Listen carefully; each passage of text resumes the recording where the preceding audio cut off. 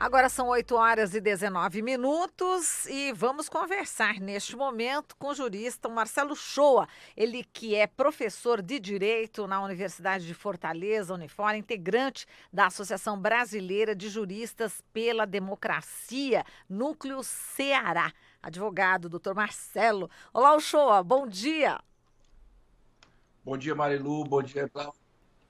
É um prazer participar sempre do programa da Rede Brasil Atual. Estou tentando diminuir o meu áudio aqui, que eu estou me escutando 2 vezes. Ah, meu Deus, tá com delay aí. Vamos ver se a gente consegue te ajudar. Será que dá para ajudar aí, Michel? O problema é lá mesmo, né? Vamos ver. E agora, ainda tá com É, delay? Ainda tá. Senão a eu, gente. di- eu- eu Ainda tá. diminuí um pouquinho aqui, eu acho que agora está melhor, não? Vamos ver. Você quer que a gente faça um novo contato? Talvez seja importante isso, a gente refazer para que você tenha uma audição limpa, né? Ainda tá rolando? Fala um pouquinho, vê se tá ainda com delay. Ainda tá. Eu acho que é porque eu estava. Eu acho que é porque eu estava escutando o programa Ah, pela internet. se você tava com o Agora eu YouTube desliguei. ligado, aí vai dar esse Ah, problema então, mesmo. então tem que fechar o Tem que fechar o YouTube. YouTube, é. Ficar só no Ou então Skype. deixar mudo o Ah, YouTube, deixar e aí mudo, pode assistir. exato. Essas duas Não, mas possibilidades. agora já está bem. Assim, eu estou me vendo 3 vezes aqui, mas tudo bem. Mas tudo bem. Não sei o que Se aconteceu, ver não vai ter mas problema, o pelo problema é menos. escutar, né? É isso aí. Bom, É. ô Shoa, vamos começar aqui falando, e tem vários assuntos, né, para comentar com você. Inclusive, eu ia falar alguma coisa sobre essa decisão do STF em relação aos dados sigilosos, mas eu vou começar contigo sobre essa condenação dada pelo TRF4, né, ao ex-presidente Lula, e sobre o sítio de Atibaia. Né? Inclusive aumentando de 12 para 17 anos. E já vou colocar uma provocação para você, onde está circulando, você já deve ter recebido, né, que já viralizou, a fala do Gebran Neto, né, dizendo o seguinte: pouco importa o nome na escritura, falando lá do sítio de Atibaia, né? O dono é quem frequenta a propriedade. É bom saber, quer dizer, já viralizou, o pessoal já está fazendo humor com isso. Enfim, faz a sua análise aí sobre essa decisão, o Shoa. Eu acho que essa abordagem, essa interpretação pode caber também na ideia de a terra é daquele de quem nela trabalha, né? E não aquele de quem grila a terra. Isso seria muito bom no campo, onde os trabalhadores, onde os camponeses trabalham a vida toda, mas pela falta do papel, o juiz acha que ele não é o dono da terra, embora trabalhe a vida toda ali. Na verdade, Marilu, eu escrevi um texto ontem que teve uma boa circulação, chamado Vexame Judiciário, e ele começa e questiona um dos pontos que o texto questiona. Se colocar no Google, encontra ele fácil aí. Já É achei. exatamente essa fala do desembargador. Por aí se vê, né, que o desembargador ele demonstra que não há a menor certeza sobre a propriedade daquele imóvel, né? E se não há certeza sobre a propriedade daquele imóvel, né, o que dirá a certeza do ex-presidente Lula ter sido beneficiado por obras no imóvel de quem ele não tem certeza, do desembargador não tem certeza de quem é, e o que dirá de que esses eventuais benefícios tenham decorrido da propina paga pela Petrobras. Quer dizer, é um processo que ele tem como destinação única condenar uma pessoa, independentemente dele ter culpa ou não, né? Eu acho, honestamente, que está mais fácil estudar o direito penal, porque não precisa mais você entender absolutamente nada da parte probatória. Basta você ir para a parte da condenação e da parte da dosimetria. Aquela primeira parte todinha de você entender a defesa dos princípios básicos da defesa, do direito de defesa, ou das alegações, ou da Constituição, do garantismo, isso aí tudinho você não precisa mais. Você basta ir para a parte da condenação, que é o que o Tribunal Regional Federal fez. Agora, ele fez não só com esse absurdo de demonstrar claramente que não havia a menor consciência sobre a propriedade do imóvel e, portanto, muito menos dos benefícios e da ligação dos benefícios com propina e de propina com o fato do que eles consideram que seria o presidente Lula o maior sei lá, corrupto da história da Petrobras e do Brasil. Então, isso aí, independentemente disso, este tribunal acatou uma fundamentação de sentença, sem reformá-la, uma sentença que fez um copiar-colou grosseiro, né?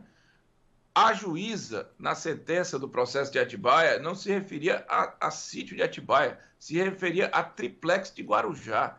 Veja só, você tem dois casos, você tem duas matérias, você tem dois processos diferentes. E o que é que faz a juíza? Ela copia de um e cola outro, exatamente porque não interessa para ela o que eu estou dizendo, esse princípio todo. Interessa só a parte da condenação, né? Mas, para além disso,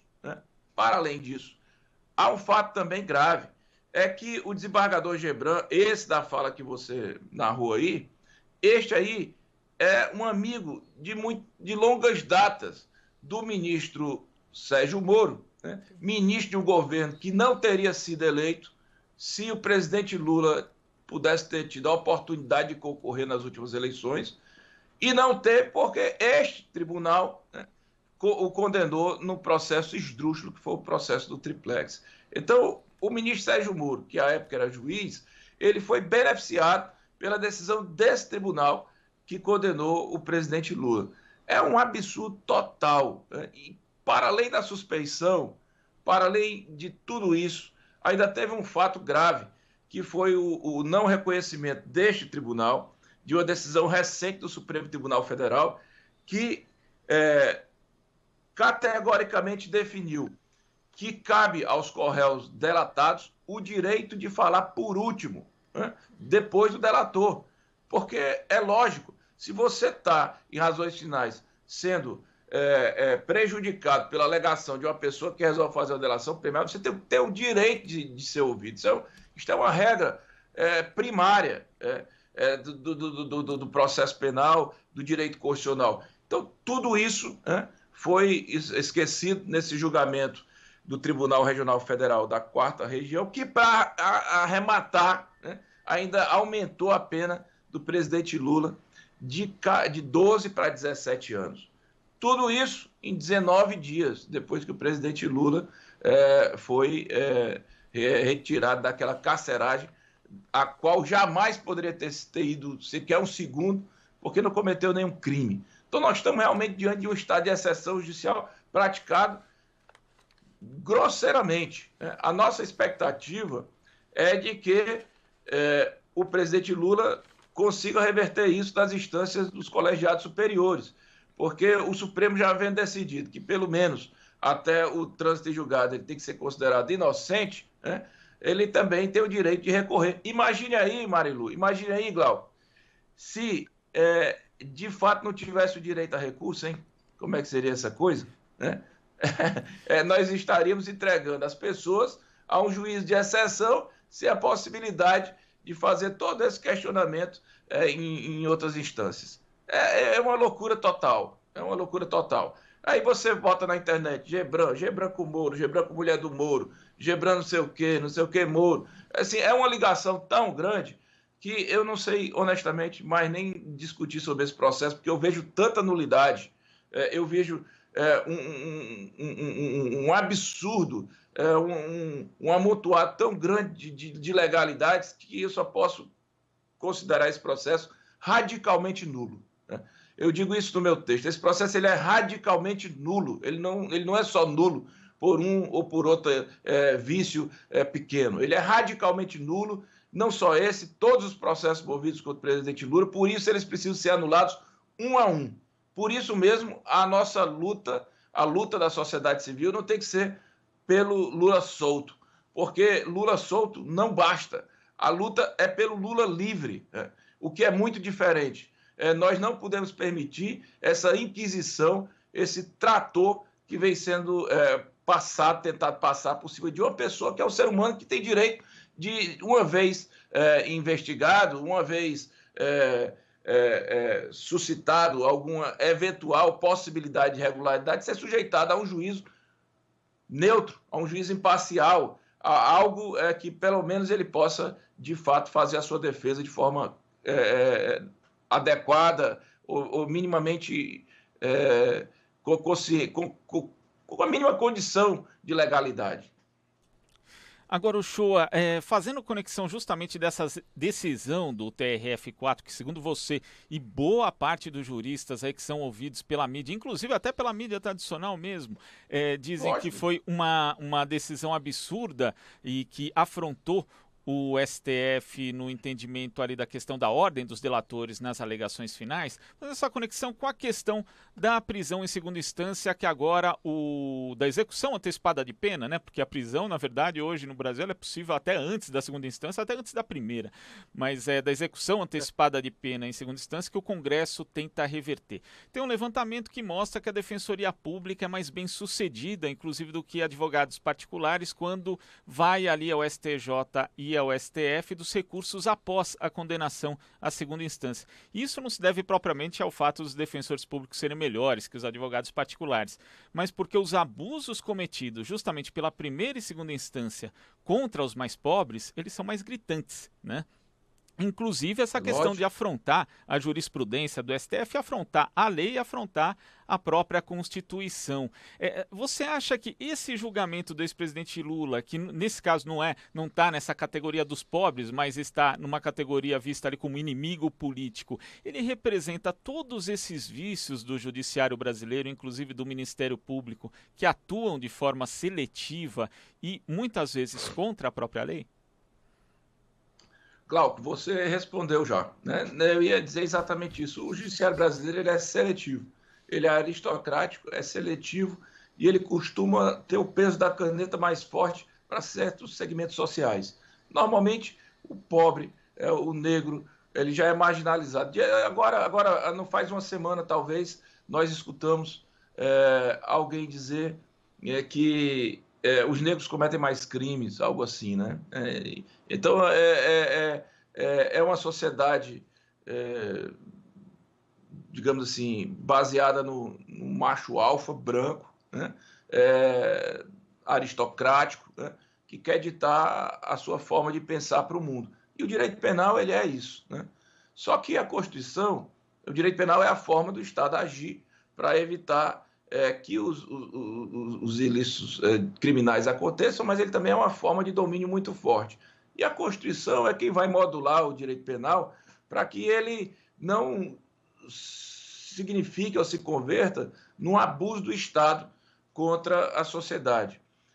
O que acontece é que, no caso do presidente Lula, né, como eles normalmente veem como inimigos mais pobres, nesse caso eles definiram um inimigo, né, que é o presidente Lula. Então, o presidente Lula ele vem de fato somatizando todos esses inúmeros vícios cotidianos e rotineiros que acontecem na sociedade brasileira. O fato da Defensoria conseguir mudar ou reformar as sentenças ou os acórdãos dos tribunais é porque o direito penal ele é muito... Eu particularmente, a minha área é até mais... direito penal até não é muito a minha área, assim, não é a minha área, na verdade. Eu lido com o direito constitucional, trabalhista, mais dinâmico. O direito penal ele é muito encaixotado, né? Porque tudo tem que estar previsto na lei e tudo tem que ter o mínimo rigor de cumprimento na aplicação daquilo, exatamente para que não haja o arbítrio do Estado. Então, qualquer tipo de vício, ele jura uma nulidade, né? Por isso, esses processos, eles são... Quando a Defensoria tem possibilidade de fazer a defesa de um hipossuficiente econômico, de uma pessoa pobre, a possibilidade de reverter. No caso do presidente Lula, todas essas nulidades estão sendo alegadas, né, todos esses vícios, e nenhuma delas tem sido atendida, né?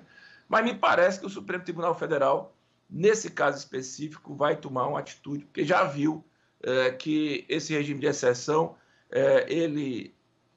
pode, a partir do presidente Lula, ele se irradiar de forma generalizada para a sociedade, e é isso que nós não podemos querer, né?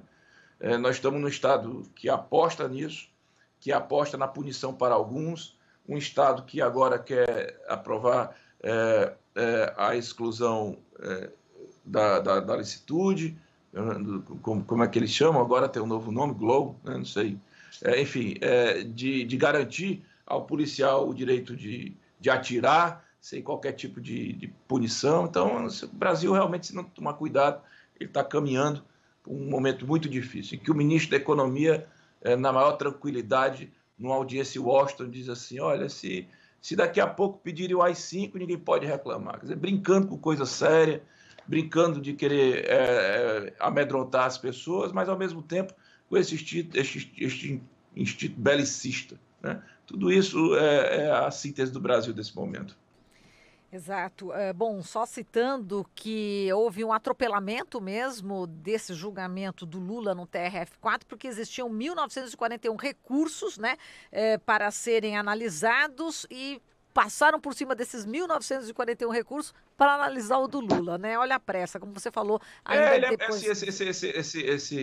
Esse tribunal, ele é engraçado, ele é muito lento, né, quando ele quer, e meteórico também quando a ele interessa.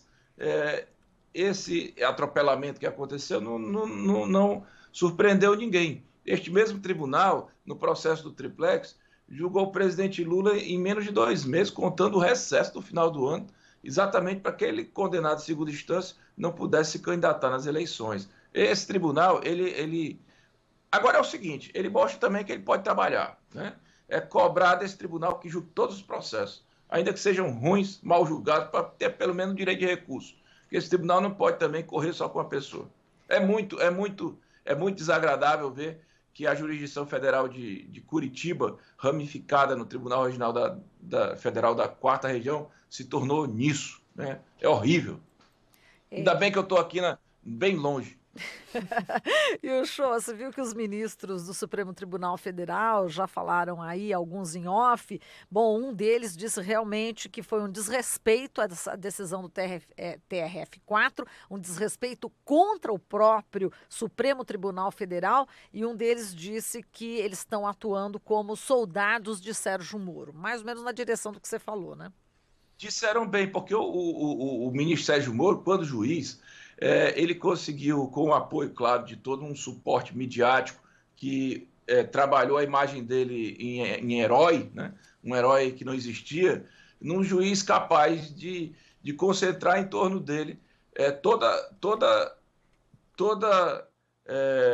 jurisdição do país, né? Por isso que o processo do Guarujá, que era em São Paulo, foi julgado na mão dele. Ele era tão forte que ele vinculava imediatamente o tribunal acima dele, e ele era tão forte que ele vinculava o ministro do Supremo Tribunal Federal. Então, o que está acontecendo é que, nesse momento em que o Supremo Tribunal Federal está querendo mostrar que a última instância da jurisdição nacional é o próprio STF, este tribunal está assustado, porque ele estava acostumado que a coisa viesse mandada de cima para baixo, quando, na verdade, a decisão, em termos de reforma, ela vem num vetor do lado contrário, né? Não é de baixo para cima, é de cima para baixo. O tribunal está assustado realmente, mas assustado deve estar o ex-ministro, que era quem era o protagonista de tudo isso, e tão assustado quanto o ministro deve estar o procurador, aquele que apresentou o PowerPoint, mas que não teve coragem de participar de nenhuma audiência presencial com o presidente Lula, que certamente iria escutar aquilo que não queria ouvir, que, por sinal, está muito sumidinho, né? De repente, acho que deve ser agora para o Conselho Nacional do Ministério Público, já buscando os excessos que ele cometeu. Acho que está até comedido esse procurador também. Verdade. Agora, só para a gente terminar, que hoje a gente começou a falar sobre a decisão, né, do Supremo Tribunal Federal também, de liberar o compartilhamento de dados sigilosos, né? E eu queria só que você analisasse essa decisão. Marilu, é o seguinte, eu acho até estranha essa discussão, honestamente, falando para ti aqui, porque o COAF, né, desde 98, quando ele foi criado, ele já fazia esse trabalho de disciplinar, de aplicar uma pena administrativa, de verificar quando havia essas suspeitas, né,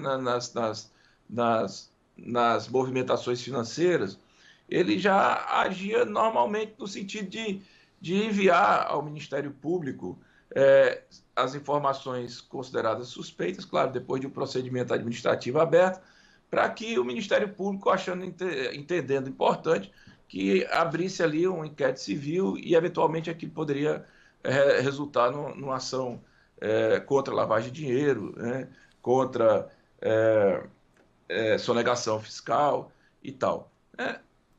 Esse processo que foi julgado no Supremo Tribunal Federal, ele, inclusive, resulta de um processo de sonegação de uns postos de gasolina.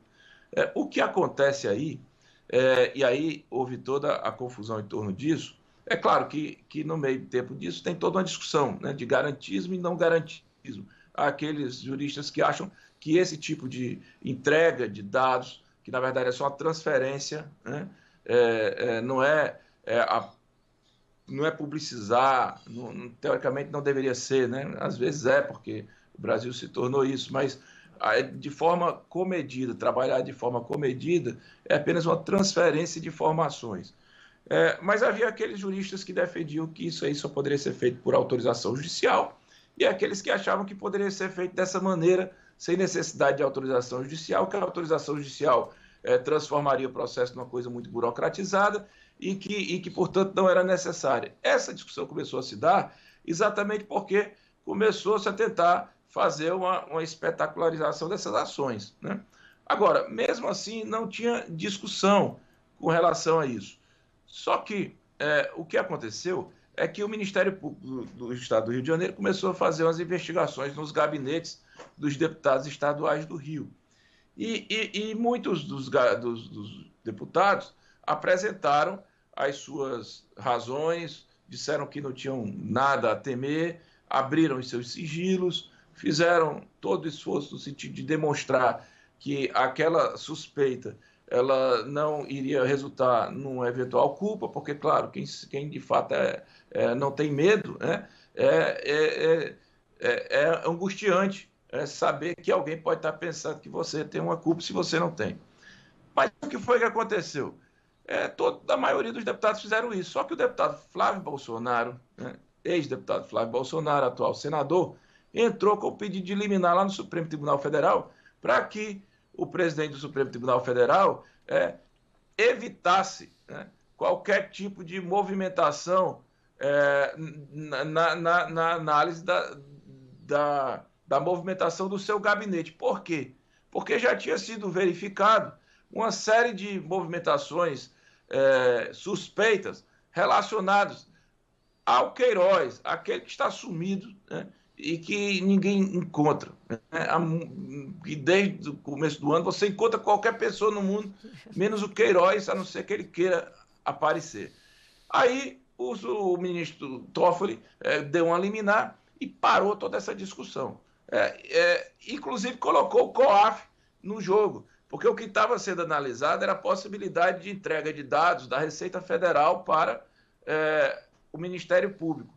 E o COAF entrou nessa pauta, depois do ministro Toffoli dar essa decisão, o governo, né, que já tinha tentado passar o COAF do Ministério da Economia para o Ministério da Justiça, sabe-se lá por quê, né, mudou o nome do COAF, que agora é Unidade de Inteligência Financeira, e fez essa confusão toda. O que é que fez o STF ontem? Decidiu que essas informações podem ser passadas ao Ministério Público e o Ministério Público pode investigar. E eu acho ótimo, porque eu agora estou muito curioso em saber o que fez o senador Flávio Bolsonaro temer tanto para bloquear toda essa discussão, se os seus colegas lá, deputados estaduais do Rio de Janeiro, entregaram as informações. O que é que ele tem tanto medo mesmo para evitar que essas investigações aconteçam? Estou torcendo aqui para que o Supremo Tribunal Federal corra atrás disso. Mas aí o certo é ter autorização da Justiça. O certo não é ter, essa discussão já está até superada. Certo, show. A gente agradece aqui toda a sua análise. Um grande abraço para você, todos os cearenses aí. Marilu, muito obrigado. Assim, é sempre uma felicidade participar do programa. Um abraço, Glauco. Espero ter ajudado. Vamos acompanhar essa história do COAF. Em relação ao presidente Lula, eu estou muito tranquilo. O presidente Lula tem uma defesa fantástica. Cristiano, Zanin, Valesca, certamente tomarão as medidas necessárias e acho que o Supremo Tribunal Federal irá resguardar o direito do Lula de um dia, se for necessário, ser julgado se for necessário, porque eu acho que esses processos serão todos anulados, se uma vez existirem novamente, serem levados a um juízo que seja minimamente justo. Né? Estou absolutamente tranquilo. E com relação ao COAF, eu estou animado. Eu estou animado agora para ver no que vai dar isso aí, porque se esse senador teve medo de que essas informações passassem para o crivo do Ministério Público lá atrás, é porque alguma coisa aconteceu. E se isso ajudar a encontrar o Queiroz, eu vou ficar mais feliz ainda, porque esse anseio, eu acho que você tem, o Glauco tem, eu tenho, todo mundo tem. Onde está esse Queiroz? Né? Aqui no Ceará eu acho que ele não está, a gente se encontra. Não achou Fortaleza é uma por aí. cidade pequena, é grande, mas é pequena, a gente se encontra, sabe? Valeu, Shoa. A gente agradece aqui a sua participação. A gente não achou aqui em São Paulo também, que é maior. Pois é. Um Esse grande... homem é difícil, mas agora ele aparece, não é possível. Vamos lá. Se ele não aparecer, a movimentação financeira dele aparece. Vai aparecer agora, tá certo, Shoa. Um grande abraço, bom final de semana para você. Tudo de bom final de semana. Bom, falamos aqui com Marcelo Shoa, advogado, professor de Direito na Universidade de Fortaleza, integrante da Associação Brasileira de Juristas pela Democracia.